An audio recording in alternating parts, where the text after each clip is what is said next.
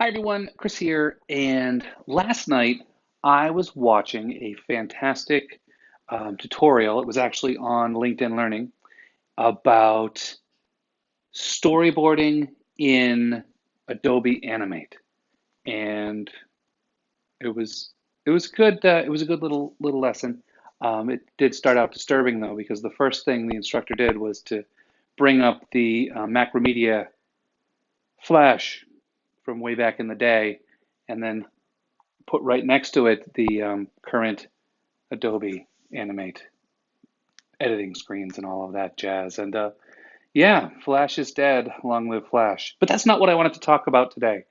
I wanted to talk about storyboarding in general and ask the question, do you storyboard? Because I find storyboarding to be hugely important to my process. And it may just be that I'm a visual kind of guy, but generally we're making visual kind of stuff.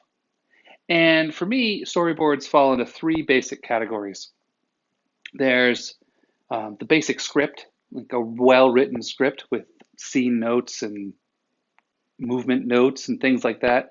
And I find that if you've been working with a team for a really long time, or if you have a really nailed down style guide that you absolutely have to work with and write down to the hex codes for the colors you have to use, sometimes the script is pretty good. Might be all you need. And then the one step up from that is the visual storyboard.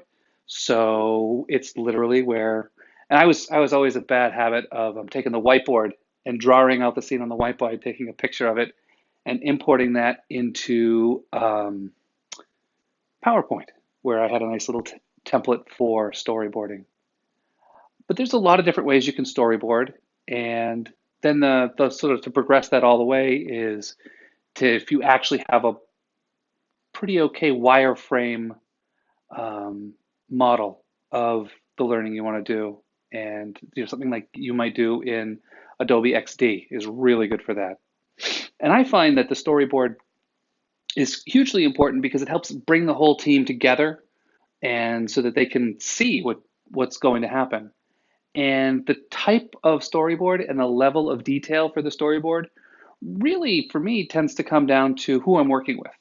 Because if I'm working with a team that I've worked with forever, then we don't need as much detail.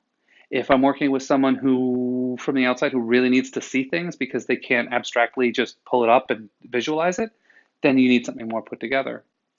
And then there's a little warning piece when it comes to storyboards.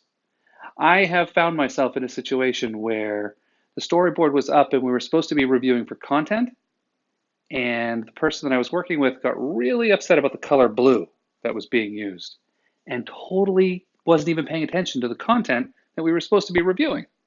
So when you're putting these things together, you really need to know who you're working with, because while a storyboard is supposed to bring everyone together, sometimes if you put too much detail or not enough detail in the storyboard, you can have that be an area of distraction. So yeah, storyboarding. It's something that we all should do, and it's something that should help to bring the team together so that everyone sees what's going on and knows what's coming down the pike. And yeah, it's a really important planning tool.